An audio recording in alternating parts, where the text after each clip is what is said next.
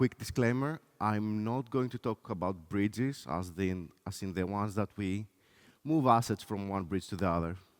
Whoever came for this, I'm sorry, I do apologize. I'm going to talk about a different kind of bridge, the ones we can build ourselves. So the blockchain space, or more commonly known as the crypto industry, it came into being with a few founding promises.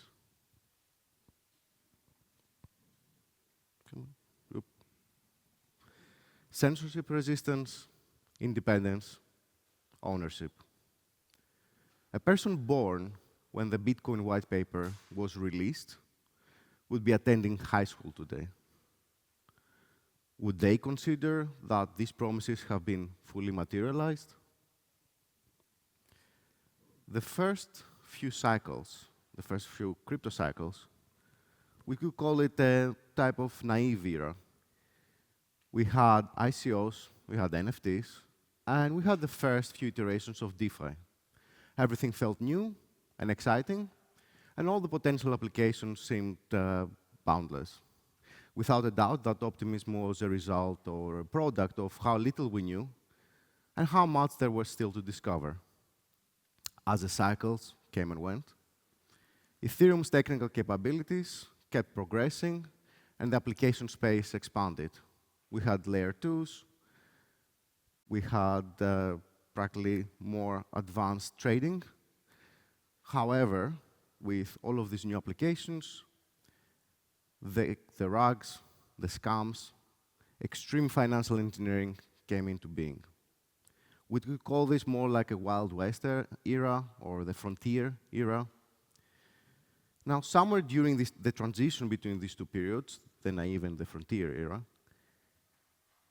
the incentives to use on-chain products shifted.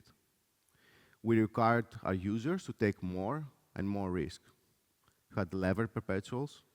We had pump.fun style platforms and pump.fun itself. We have prediction markets. I know. Intentions might have been noble, but the incentives definitely were not.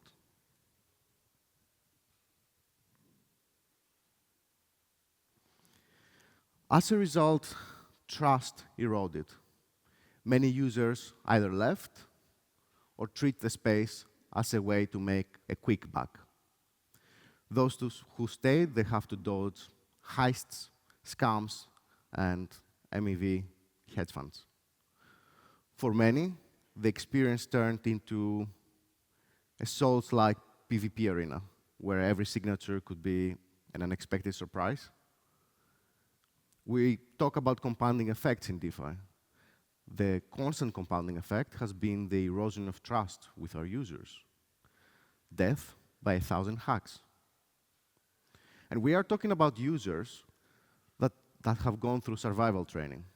Keep your key safe, but not in a password manager. Validate every signature, but the UI might be compromised. Use private RPCs, which not always private. They might be compromised as well. Oops, sorry.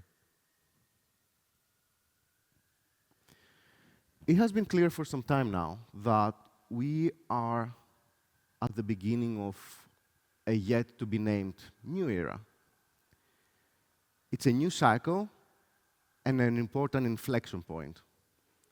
It is at this point that we need to decide if we will keep building an infinite slot machine, or if we're going to deliver on the promises we started with.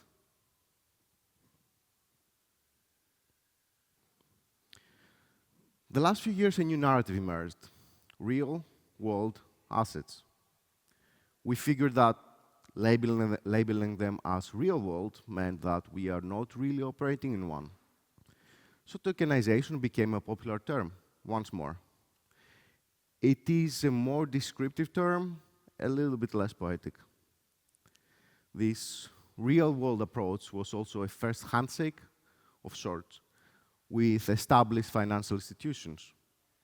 What we were seeking was legitimacy and a deep pool of capital. What we were offering was a pool of talent, a promising technology, and new financial primitives.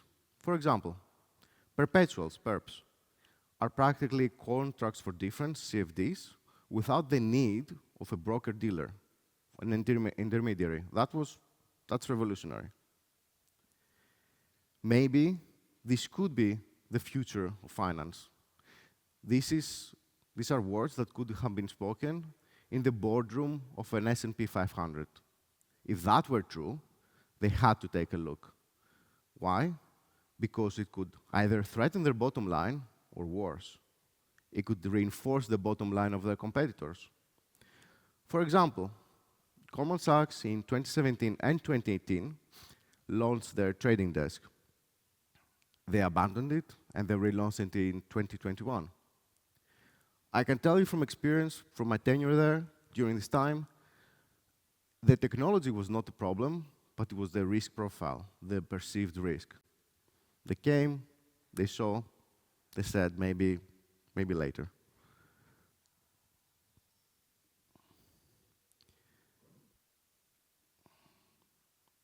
What they saw was that the needs and the needs of the clients, the businesses they are serving, were not taken into account. There were too many risks to operate in the space. Regulatory risk, not our fault. Operational risks, and the one they can't really afford, reputational risks. And we did not help the case. How many protocols or apps or networks we know that operate for businesses outside of the space? Data providers like Dune and other ones, maybe, but they're also inward-looking.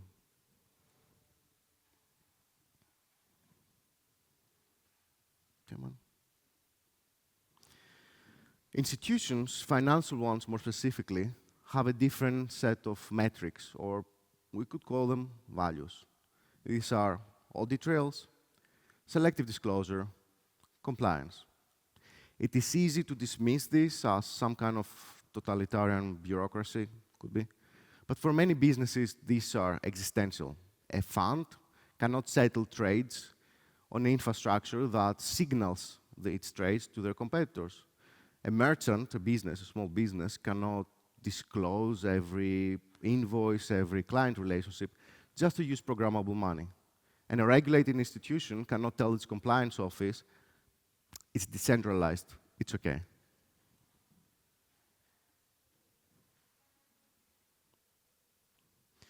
Let's examine those values from our lens. Audit trails. We delivered it perfectly. There's no software system in the world before that has delivered audit trails so well. Because in public blockchains like Ethereum and other ones, every action provides a public record, which anyone can audit. The other two, selective disclosure and compliance, we were not sure how to deliver. Now engaged, but not really satisfied, the same institutions created alternatives that solve for the needs and those of their clients. We now have layer ones that offer payments, or stablecoin payments in this case, like ARC, Stable, Tempo, and many others, and for bulk settlement like Canton. They have been made in some cases with outrage. I do not believe they deserve all the hostility they got. The problems they solve are real: privacy and finality that compliance officers require, predictable costs, and clear regulatory standing. These are not stupid decisions. They are rational responses to failings or gaps Ethereum and other chains did not deliver. But each of these chains optimizes for a single constituency, for a single client base.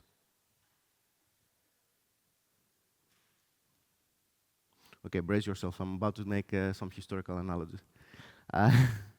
In the 90s, every bank, every insurance company, and every merchant had an intranet.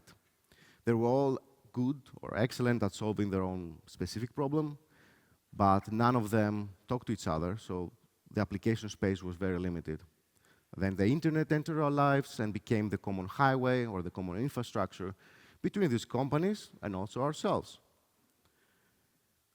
What do we have now? we have a compliance chain for banks, a payments chain for stablecoins, a settlement chain for funds, which is just traditional finance or TradFi, with better cryptography and of little importance to the end user. They don't see the benefits.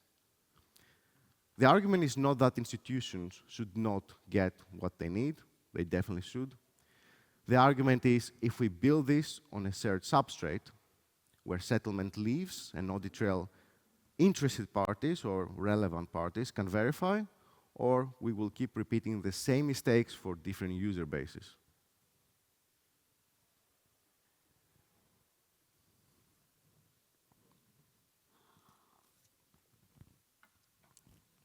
Earlier, when I said we were not sure how to tackle the last two metrics, selective disclosure and compliance, I would like to revise that statement.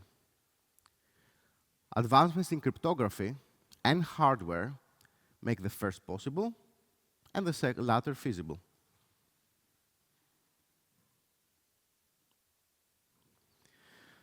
There have been quite a few initiatives exploring zero-knowledge proofs, ZK, and trust execution environments, or more commonly known as TEs, sometimes together. ZK is mature enough, and there are public goods, fantastic public goods, like Semaphore and Noir that can get you started very easily.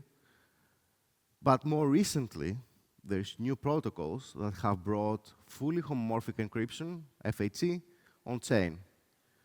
I'm referring to Phoenix and Zama. They're the first two protocols that provide this, and I'm sure there will be a lot more. Is FHE slower? Yes. Is it more expensive? Definitely. But I remember paying half an ETH just to mint a JPEG on chain. We can assume that a second, an additional second in finality, and $1 in fees is a very good starting point. Specialized hardware will make this much more efficient in the future, in the near future, or an AI bubble burst, and maybe we'll have cheap GPU compute. Who knows? I will give a quick primer on FHE, just very basic stuff. Most of you will know, you will be aware, but just for the ones who don't. Normally, to work with encrypted data, you need to decrypt them. You need to, if you want to add two values together, you need to decrypt the first values, generate the third value, and then re-encrypt all of them. FHE does away with this step. You can do the calculations on-chain as well, and then you don't need to know, or other parties that don't have access, they don't need to know what the result of this operation was or what the initial parameters were.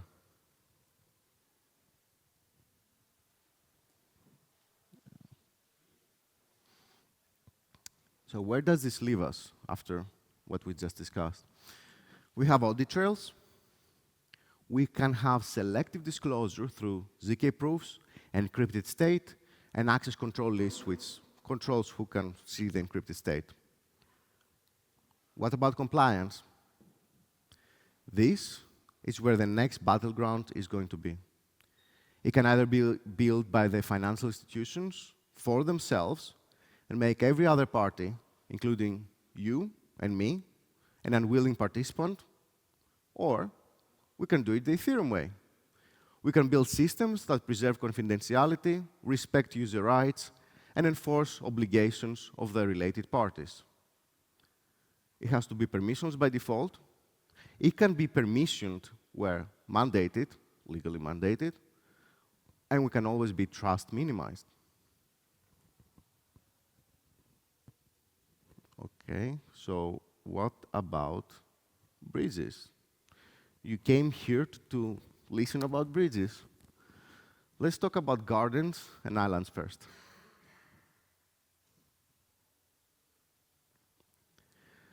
Ethereum did not come into being with just tooling. It came with a philosophy. The Ethereum Foundation popularized the term together with Liam Cobb's wonderful illustrations, that of the infinite garden. The idea is simple and powerful. Ethereum is not a company. It's not a product roadmap. It's not a closed financial network. It is a shared space where everyone can build, everyone can fork, and everyone can contribute. A space, a place where public good matters. This was meant to be as a contrast to the walled garden, closed-end systems. That idea still matters today. I would say it matters more than when we started with, because now we're mature. There is a certain naivete in this metaphor about gardens and infinite playgrounds. A garden can be infinite in aspiration, but not in reality. And in any case, we still have to reach it. People still have to go there. Most regular people don't live or haven't visited this garden. Neither have the businesses, the auditors, the courts, and the regulators.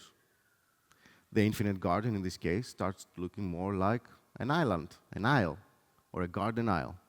To reach that, we need specialized software, which wallets, centralized exchanges, opaque on-ramps, off-ramps, and custodians.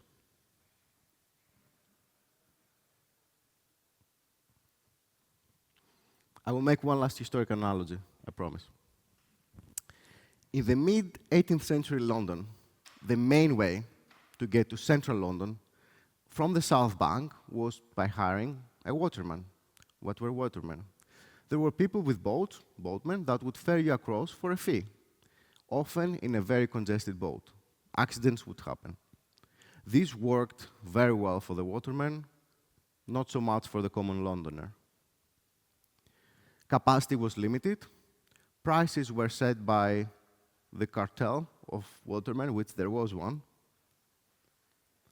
And crossings happened on their own schedule.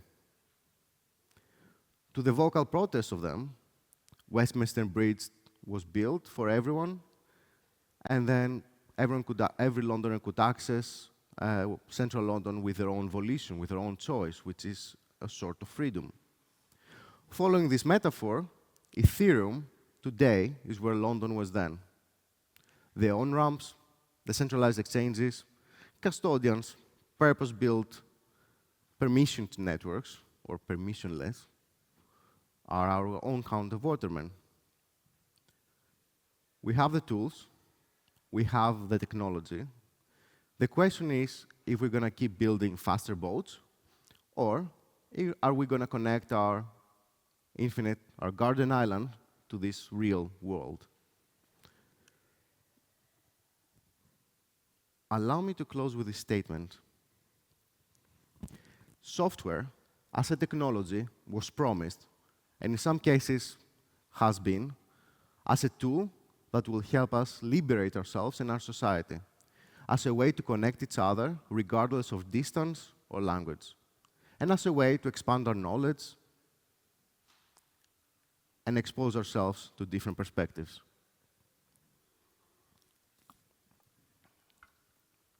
Lately, we have been experiencing how software technology has rolled back some of these freedoms and reached deeper into the fabric of our private lives. We are increasingly isolated, addicted to the algorithmic opium, and with less security or privacy than before. If we want a future where our hard-earned rights are protected by design, then we must build the alternatives on open platforms like Ethereum, and censorship-resistant platforms, I might add. We also need to build for everyone, not a subset of people who can handle the added technical complexity. Freedom does not exist in a vacuum. It is like the air we breathe. If it gets poisoned, it poisons everyone. Mathematics does not discriminate, neither should we. Thank you. My name is Petros. I'm the founder of Obolos. We are building the bridge between companies, their shareholders, and the rest of the financial world. I'll take any questions. Thank you.